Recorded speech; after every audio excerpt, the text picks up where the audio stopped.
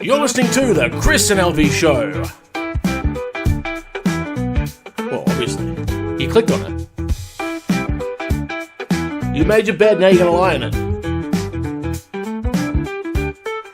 To the moon!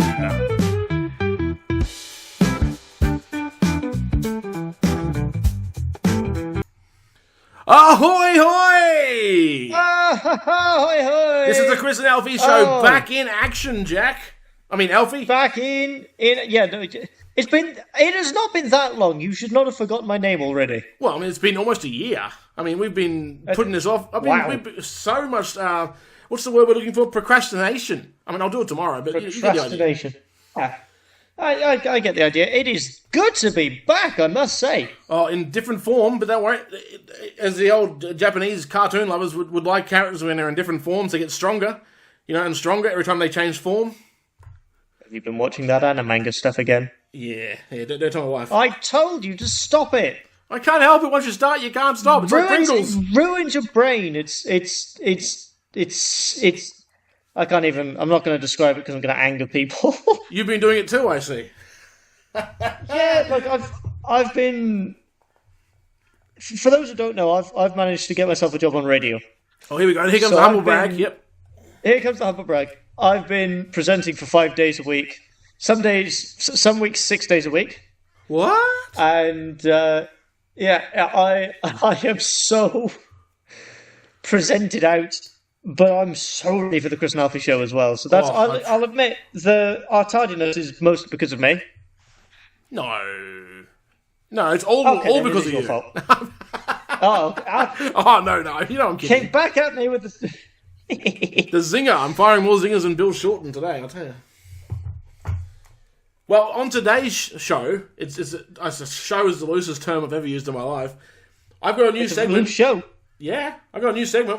I'll separate these recordings so that we can, so I can edit it because I'm lazy. I don't like, the old-fashioned long-form edit. I've got a few segment ideas. I've got How Is Joke or Croak? You have any idea what that's about, Alfie? I'm assuming it's going to be jokes that make me croak. Well, yeah, there's a few deaf Alfie dead jokes in there. No, it's just basically if the joke is good, you say it's a How Is Joke. If the joke is terrible, it means I died on stage horribly. Horrible death. And that's where it croaks. Okay, that's fair enough. So I do 3 of those. I like it. I do 3 of those jokes, and if I get 2 out of 3, I pass the week. If you thought they were terrible, they have to actually make you laugh. You can't just be like a little bit of a... has to be like a guffaw. Like you have to really feel it. It's a bit of a challenge. All right, that is a challenge, especially considering I struggle to laugh while being recorded. So this is... Oh, well, I mean... Well, and how is Humfax? Humfax? How is Funfax? Humfax? Humfax would be interesting. Humfax, yeah. So you're going to go... I can say that again.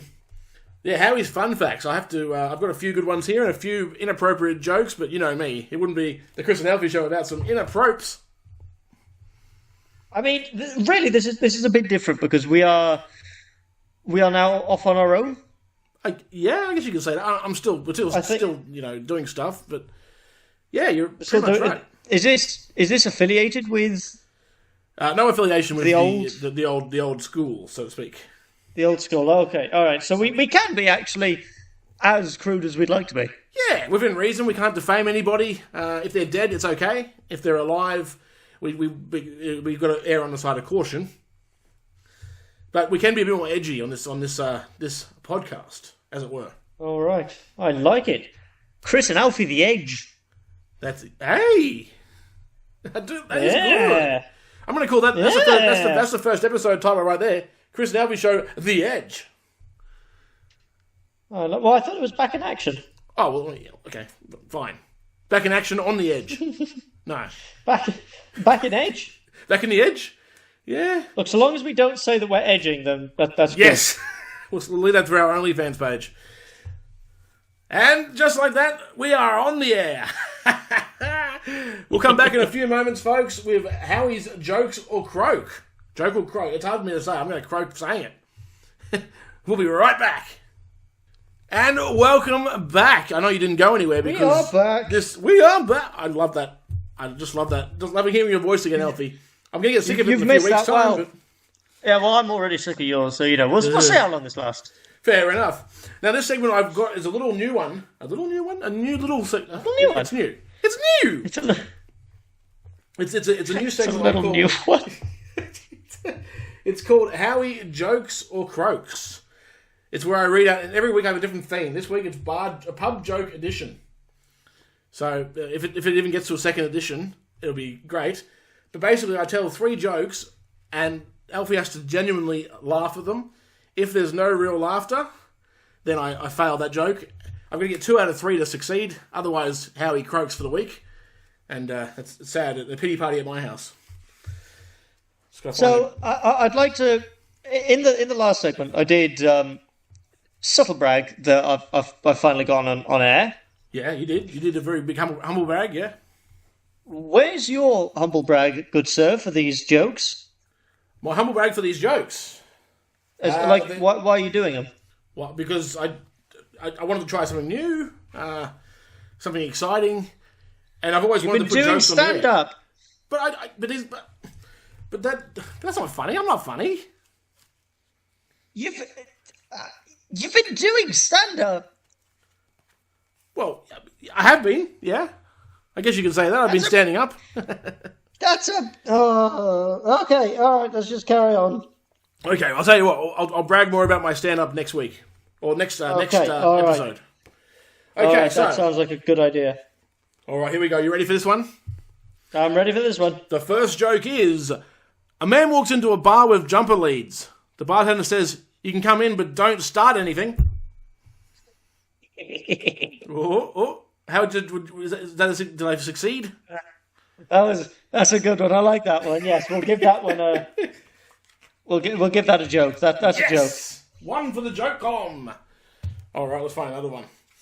Now these can be a bit edgier than usual, but that's fine. I haven't read these beforehand, so if my delivery is off, then that's unfortunate. If it's a good delivery, then my delivery's always off. Yeah, well, it's a good thing you don't work for Australia Post. Oh, you got me there. Zinger. Not sponsored. We're not sponsored, by the way. No, we're definitely not sponsored by anything. Okay, giraffe walks into a bar and says, "Highballs are on me." Oh. Yeah. Nah, it's a croak. I feel that. Yeah. Maybe if I emphasise, highballs are on me. Nah, it's still not funny, is it? Because he's really tall. You get the joke, right? It is funny. It is funny, but in a very painful way. Yeah, I mean, where's he going to put those? I mean, is it, if he's on a date, how's he hide that? Even when he's sitting down, they're probably on top of the table. They use them as coasters. Oh, Jesus! Don't worry, it gets a lot worse. Okay, here's a long one about a fly walking into a bar. You ready for this one? I need this one. This one's the one I need. Otherwise, I've lost this week, and the inaugural Howie's croaked big time. All right. A fly walks into a bar, for some reason, doesn't fly in, and orders a drink. The man next to him looks at him and says to the bartender, "What's up with him?" The bartender says, "Oh, he works in the restaurant down the street." The man asks the fly, "What line of work do you do?" The fly sighs, "I'm the one they put in the soup. It's exhausting."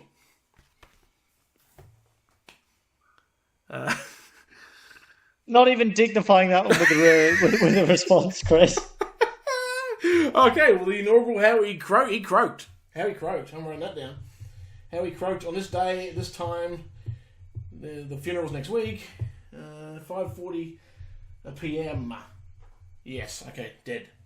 But what do you think of the segment as a overall? I like it. I tell you what. What? But the one thing I might suggest, actually, is... good suggestions. Here we go, yep. They were all... Should we have more... Not themed, but... I see what you're getting at. Like we had all walks into a bar jokes this week. Yes, that's called me walking into an open book that I've found when I'm cleaning my room. Okay. Yeah, okay. I'll have no theme next time. That's probably a better idea. To be more... just... varied. I tell you what, here's a joke for you. We'll just finish this off with a joke. Sure, go for gold. I'm fairly sure I've told you this one before. But have you told the audience? That's the question.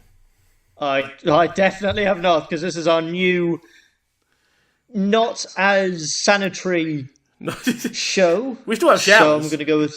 Yeah, we do have showers. We're not as sanitary, you're right. We're not as clean. So. We're edgier, yeah. Yes. So. Yes. There's a man. Mm-hmm. There's a woman. Oh, that's good. And they have 13 children. Not good. That's well, it depends on who you ask. Yeah. They're happy about it. Now, it's a weekend, and they've decided they want to go see Grandma for the day. Mm-hmm. And obviously there's 15 of them. So they can't fit onto or into a car. Oh. So they have to go and take the bus. They go to the bus stop. And as they're waiting for the bus, a blind man comes up to the bus stop, and he's tapping his stick, and he gets to the bus stop. And they're all waiting, and finally the bus comes. It arrives. The 13 children get on. The wife gets on. And as the husband's about to get on, with the blind man behind him, the bus driver says, "No, stop. It's full. The bus is full. You're going to have to walk over to the next bus stop and catch the next bus." So the man's kind of a bit disappointed. Oh, he's got to walk all that way. Oh, well. So he says, "I want to walk together. It might make it a bit of a quicker journey." And the blind man goes, yeah, okay. So as they're walking along, the blind man's tapping his stick. He's going to tap, tap, tap, tap, tap. And it's because, that's how he sees. And the man asks him, he says, why are you tapping that stick for? And the blind man says, well, it's because this is how I see. It's so I don't run into anything. And the man goes, oh, okay. And they're still walking along, and the blind man's tapping the stick, tap, tap, tap, tap, tap, tap, tap. And the man goes, he's kind of getting a bit annoyed at this point. And he goes, do you have to tap it though? It's a bit annoying.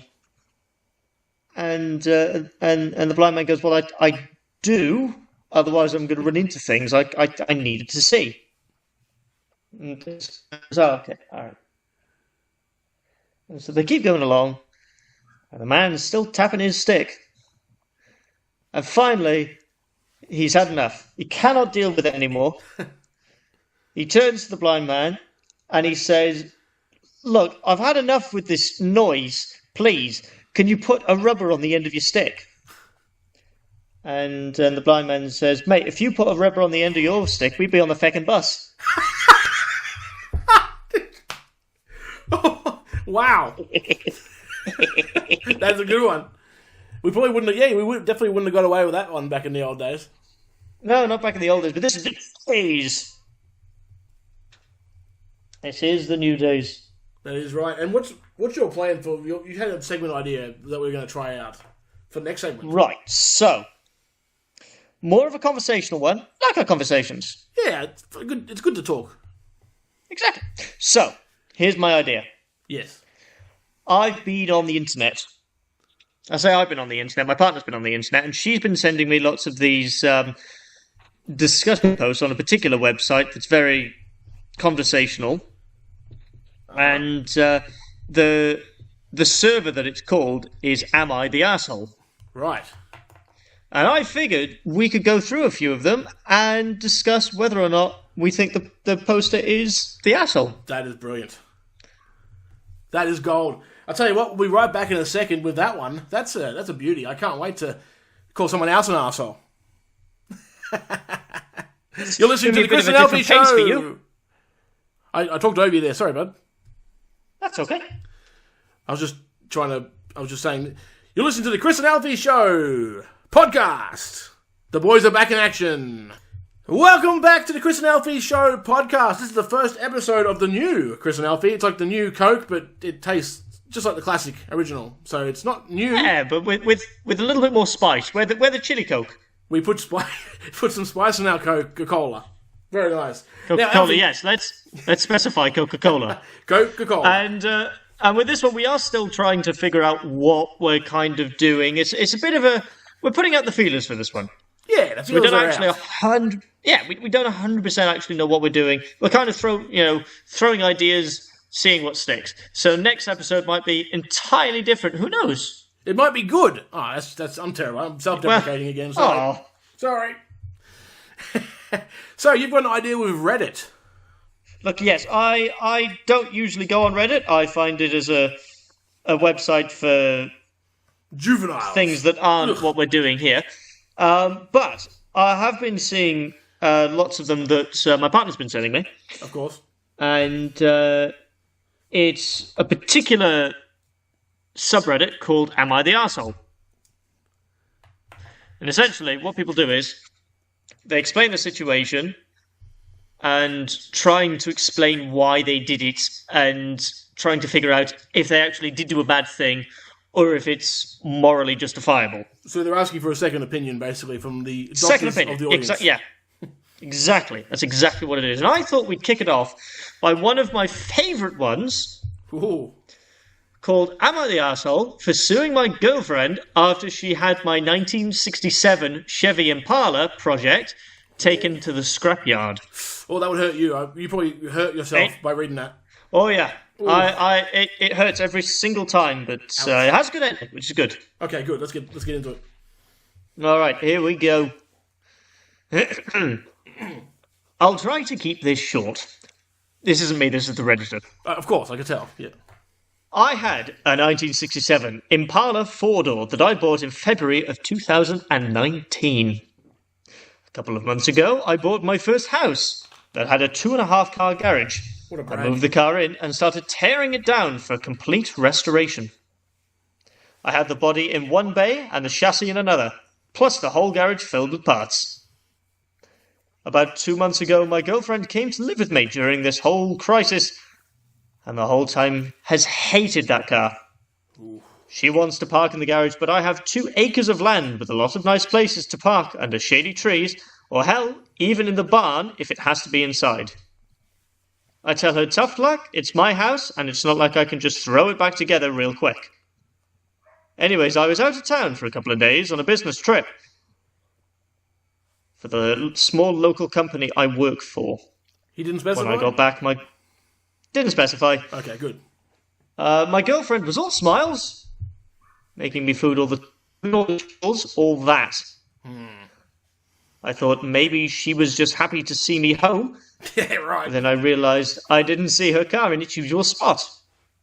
I asked where she parked so I could make sure I mow that area and keep it clean, and she said not to worry because she parked in the garage. I asked how, and she told me to go check it out. Oh, no. Turns out that while I was gone, she hired some people to come over and move everything related to that car, including the drivetrain, body, and chassis, and all parts, and take it to the local dump scrapyard. I was absolutely dumbfounded. I had spent over, ready? Yeah. $11,000 on the car, including new parts, services, and the car itself. Oh, no. I told her that I was going to be taking her to court for that, and she brushed me off like I was being dramatic. I told her that it's done between us, and to pack her things and leave. I admit I was really angry, but I did end up getting a lawyer, and as I had all the receipts for all that money spent, I have her house on my... I'll try that again. I have her on my house's security cam footage, letting the guys in and watching them take it all, and think I can win. Wow. Her family and friends are absolutely blowing me up, saying it's just a stupid old piece of junk, and that she cannot pay back all that money I spent, and that I should just let it go. Oh, wow. But I have been putting all my time, effort, and money into that car for 1.5 years, and now, goddammit, if I'm not going to get justice for what she did, am I the arsehole? Oh, that is a good first one. Oh, wow. Look, if it was me, I'm not really a car guy. It wouldn't be as big a deal. But then again, if it was me and I was doing what he was doing, obviously I am a car guy. So from his point of view, all that money, time, it's not just money, it's time as well. Yeah. Because it's interesting for me, because I'm obviously seeing it from a car guy's perspective. Of course, yeah. But I'm interested to hear, the perspective from someone who isn't a car guy. I just think that, she did the wrong thing. She could have... They needed to communicate. I feel like there was no communication there. Yeah. And communication does seem to be a big issue. Oh, 100%. If it was 11,000, it's a lot of money. Especially if it's 11,000 US. Yep. So assuming they're American, were they 16 grand out here? Yeah, pretty much. Far out. Hang on, I have the power of the internet. Why am I asking? Yeah, well, yeah. But then you got to take into account the lawyers' fees. Oh, it's gonna be. I probably wouldn't have gone that far. Wow, that was a good guess. What would you 16 and a half grand. Oh, well done. Nice work. Thank you very much. Thank you. There you. Pound for pound, you're worth every dollar. Oh yes. And anyways, update. They found the car.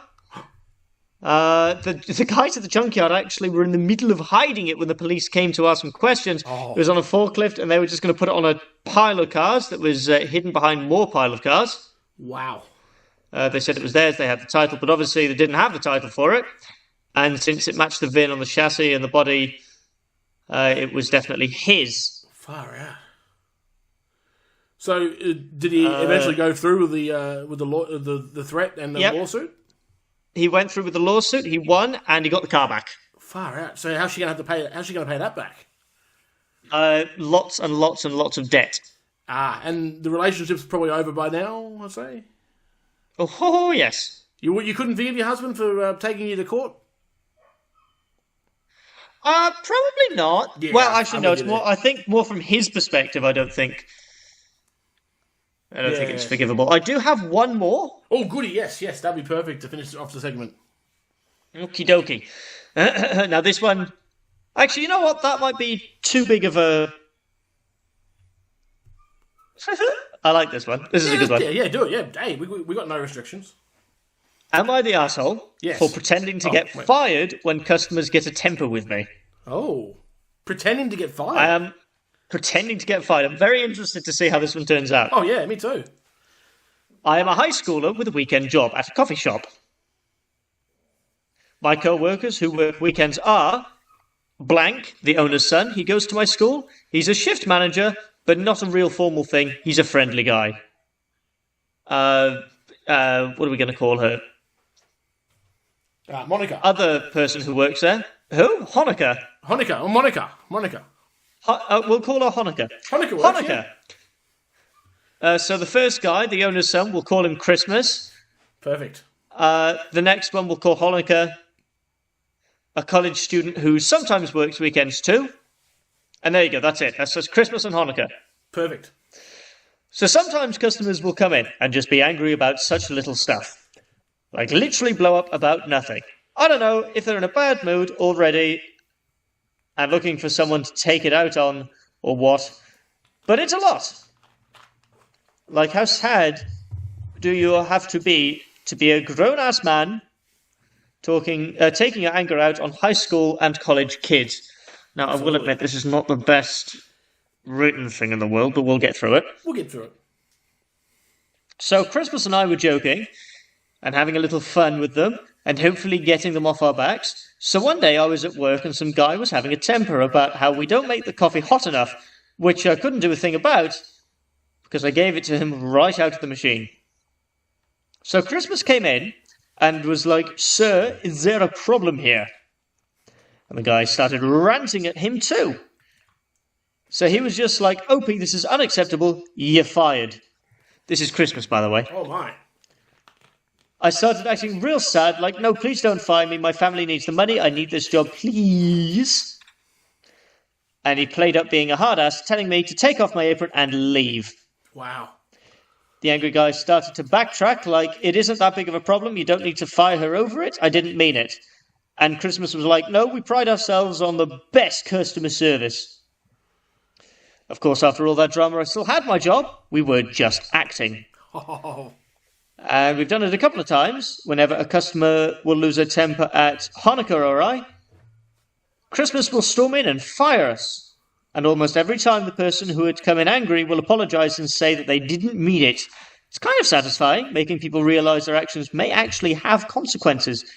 Anyways, I was telling my friends from school about this, and a few of them thought it was a mean prank.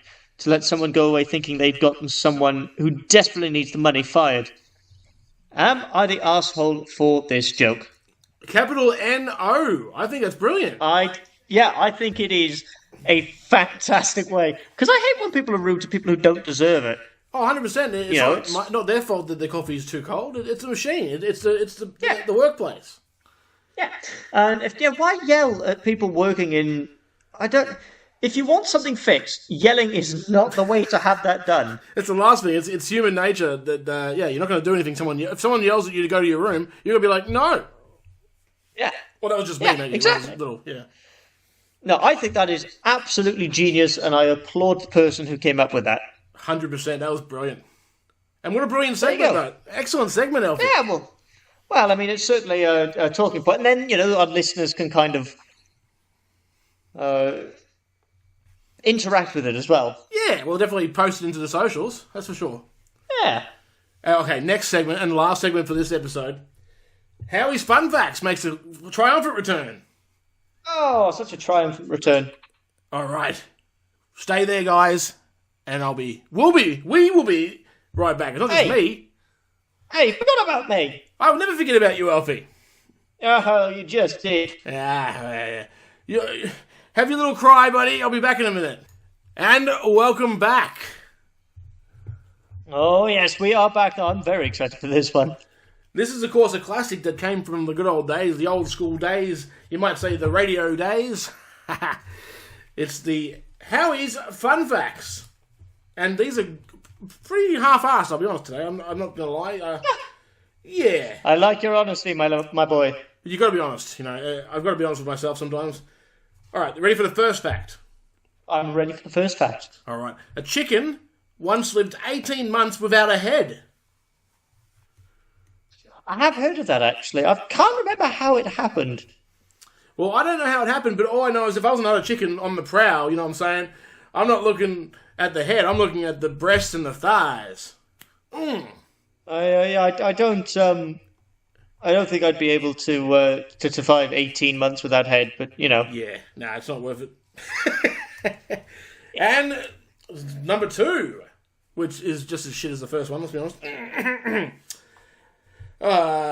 It is the fact that the oldest living cat was 38 years old. God, what? Yeah. So I guess a sedentary lifestyle is the answer. So that's almost half your age. That's older than me. Whoa. Hang on a second. And double my intelligence, apparently. Jeez. Wow. I wondered why you didn't take any notice of what I said. I was in delay. Oh, wow. It's the dementia kicking in. I'm doing a Joe Biden impression. Sorry, I can't help myself. Oh, my God. Christ! Whoops. Bark on my dog. So, the headless chicken, backpedaling, I know. Yeah, you go. It lived that long because the way that they cut the head off, part of the chicken's brainstem goes into the neck. Right.